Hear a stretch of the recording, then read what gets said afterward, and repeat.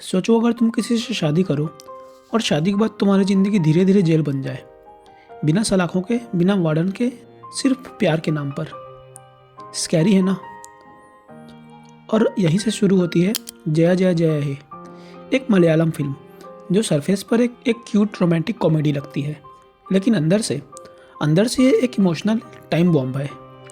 ऐसी मूवी जो आपको हंसाते हंसाते आपके मुंह पर थप्पड़ मार देती है, like this is happening around you right now. पर सबसे डेंजरस बात पता है क्या है? ये मूवी टॉक्सिक रिलेशनशिप को विलन की तरह नहीं दिखाती, ये उन्हें नॉर्मल दिखाती है, everyday, common, acceptable.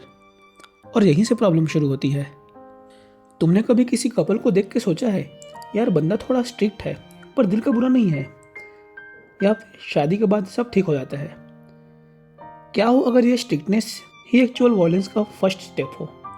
Now hold that thought, क्योंकि जया की स्टोरी हमारी सोसाइटी का ही रिफ्लेक्शन है।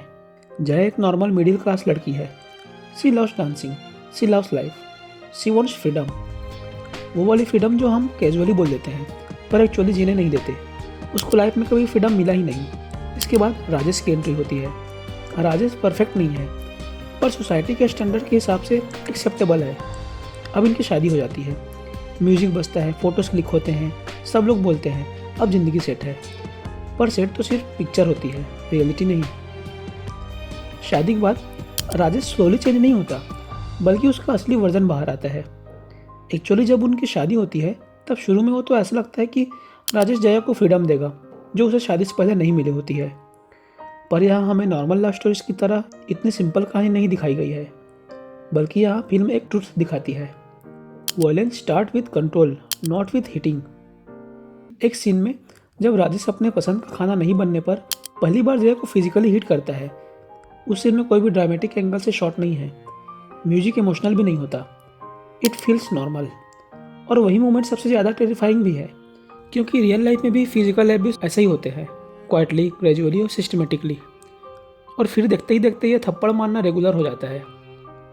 सोचो अगर किसी रिलेशनशिप में सिर्फ एक इंसान के ड्रीम सर्वाइव करते हैं तो क्या वो रिलेशनशिप होता है या सिर्फ कॉन्ट्रैक्ट? अब मूवी में जया हेल्पलेस लगती है, ट्रैप्ड, ब्रोकन।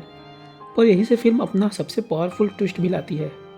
ज़्यादातर फिल्मों में ऐसे सिचुएशन में फीमेल कोर्ट जाकर डिवोर्स ले लेती है, बट जया जया जया है कुछ अलग और रेडिकल स्टोरी दिखाती है।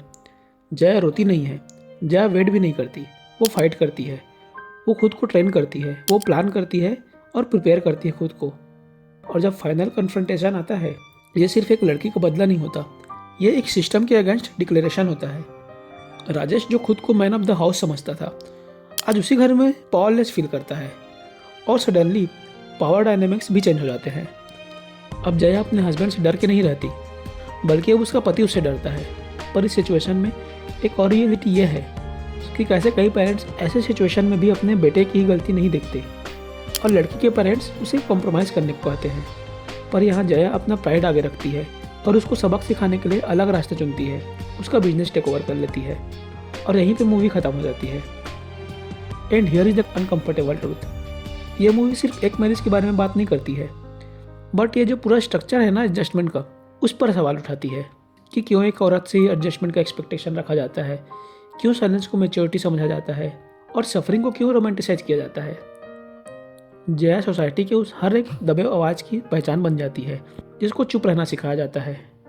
अब ये मूवी हमें सोचने पर इसलिए मजबूर करती है क्योंकि मूवी सिर्फ एक फिक्शन नहीं है, बल्कि हमारे आसपास की सच्चाई है, हमारे कॉलोनी की, हमारे फैमिली की, शायद हमारे खुद के घर की, या शायद खुद हमारे ही रिलेशनशिप की।